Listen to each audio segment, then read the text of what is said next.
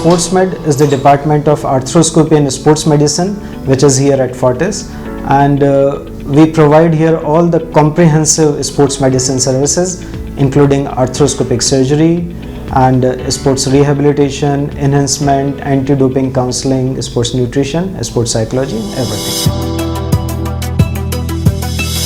तो एक जो कॉमन क्वेश्चन होता है कि पोस्ट ऑपरेटिव मतलब सर्जरी के बाद में किस तरह से क्या क्या होता है, तो पहला सवाल ये होता है कि सर्जरी में कितना समय लगता है, ओटी में किस तरह से रहना पड़ता है, उसके बाद में क्या कहाँ पर शिफ्टिंग होती है।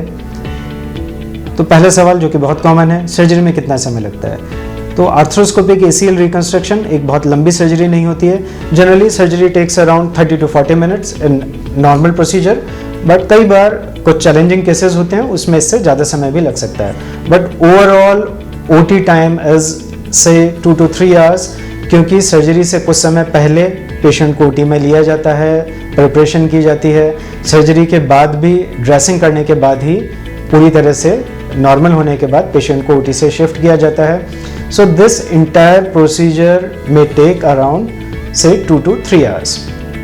जनरली ये जो सर्जरी होती है ये दो तरह के एनेस्थीसिया में की जाती है। या तो स्पाइनल एनेस्थीसिया होता है, मतलब आपके कमर से नीचे के हिस्से को सुन्न करके सर्जरी को किया जाता है। इस तरह के एनेस्थीसिया में पेशेंट अवेक होता है और उनका सिर्फ नीचे का हिस्सा सुन्न होता है। दूसरा, कुछ पेशेंट में कई बार पूरी तरह से उनको बेहोश करके, जिसे हम जनरल एनेस्थीसिया कहते हैं, उसमें ये सर्जरी की जाती है।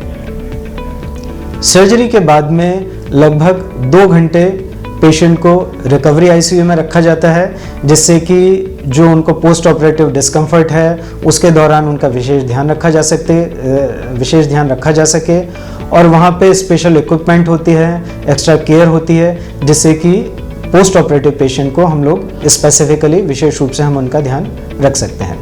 2 घंटे के बाद में जब हमारे पेशेंट थोड़ा सामान्य हो जाते हैं, उनको थोड़ा सा पेन कम हो जाता है और वो थोड़ा सा कंफर्टेबल पोजीशन में होते हैं, तब उनको रेस्पेक्टिव वार्ड या रूम में शिफ्ट किया जाता है, जहाँ पे ट्रेंड ड्यूटी रेजिडेंट उनको केयर करते हैं और ज़रूरत पड़ने पर कंसल्टेंट यानी कि हम लोग जो सर्जरी करते हैं उनको भी वहाँ पे आके हमारे पेशेंट्स को हम we take care of them. पहले दिन यानी कि जैसे आज सर्जरी हुई है तो कल वो पेशेंट का ड्रेसिंग होता है, मतलब जो बल्कि ड्रेसिंग है उसको हटा के बिल्कुल पतली ड्रेसिंग कर दी जाती है। उनके जॉइंट में एक ड्रेन डाला जाता है, ड्रेन मतलब एक ट्यूब डाली जाती है जो कि सर्जरी के बाद निकलने वाले गंदे खून को ड्रेन आउट करती है, तो उस ड्रेन को निकाल दिया जाता है। पहले दिन ड्रेसिंग को बिल्कुल पतला कर दिया जाता है। और यदि सर्जरी सिर्फ एंटी क्रूशिएट लिगामेंट की हुई है तो अधिकतर केसेस में घुटने को 0 to 90 डिग्री मतलब 90 डिग्री तक मोड़ा जाता है और वेट डाल के खड़ा करके उनको चलाया जा सकता है। तो ये पहले दिन का प्रोटोकॉल होता है। और यदि पेशेंट ये सारे काम प्रॉपर्ली कर लेते हैं तो next day means day after the surgery, next 2 days after the surgery patient can be discharge in normal course. But ये डिस्चार्ज डिपेंड करता है कि आपकी प्रेजेंट कंडीशन क्या है, आप कितना पेन फ्री हैं। सो I can say 90% of the patient of anti cruciate ligament surgery they can be discharged after 2 days of their primary surgery। अब सवाल ये आता है कि जब आप यहाँ से डिस्चार्ज होके जाते हैं तो आपको किन किन चीज़ों का ध्यान रखना चाहिए। तो पहली बात, जो भी आपको सर्जन द्वारा इंस्ट्रक्शन दिए जाते हैं, आपको ये बताया जाता है कि आपको पैर पे पूरा वजन डालना है, पार्शियल वेट बेयरिंग करनी है या सिर्फ टो टच वेट बेयरिंग करनी है, घुटना कैसे मोड़ना है, सहायता से मोड़ना है या बिना सहायता से मोड़ना है। तो इन चीज़ों का विशेष रूप से आपको ध्यान रखना चाहिए। आपको अपनी ड्रेसिंग को किसी भी हालत में गीला नहीं करना चाहिए, ब्रेस खोल के आपको नहीं रखना चाहिए, क्योंकि इसके बारे में हम लोग बहुत क्लियर और स्पेसिफिक इंडिकेशन आपको देते हैं। जनरली डे 1 से ही आपको एक ट्रेंड फिजियोथेरेपिस्ट को अपॉइंट करना चाहिए और फिजियोथेरेपिस्ट और ऑपरेटिंग सर्जन के बीच में कोई गैप नहीं रहे, इसके लिए आपको दोनों के बीच में एक संवाद स्थापित करना चाहिए। क्योंकि कई बार क्या होता है कि फिजियोथेरेपिस्ट अपना एक प्रोटोकॉल चलाते हैं, जबकि सर्जन को ये पता होता है कि एग्जैक्टली आपके लिगामेंट की क्या स्थिति है। तो दोनों के बीच में एक संवाद हमेशा होना चाहिए।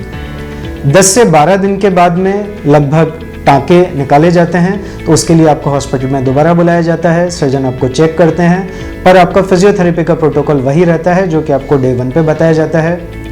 लगभग 3 वीक पे जो आपको इनिशियली लॉन्ग नी ब्रेस लगाया था उसको हटा के शॉर्ट नी ब्रेस मतलब छोटा पट्टा लगा दिया जाता है और आपको स्टिक पे शिफ्ट कर दिया जाता है।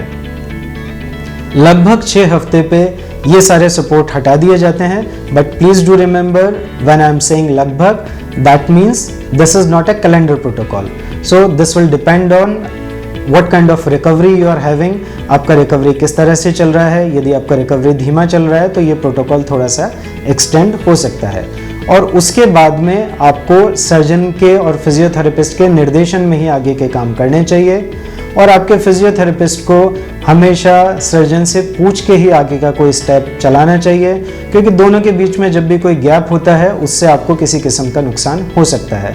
और सबसे ज़रूरी बात, आपको 2 व्हीलर चलाना, तेज़ी से सीढ़ियों पे चलना या स्पोर्ट्स जैसी एक्टिविटीज़ जब भी करनी होती हैं, आपको अपने सर्जन से डेफिनेटली कनेक्ट करना चाहिए और उसकी परमिशन से ही आपको दोबारा ये एक्टिविटीज़ करनी चाहिए।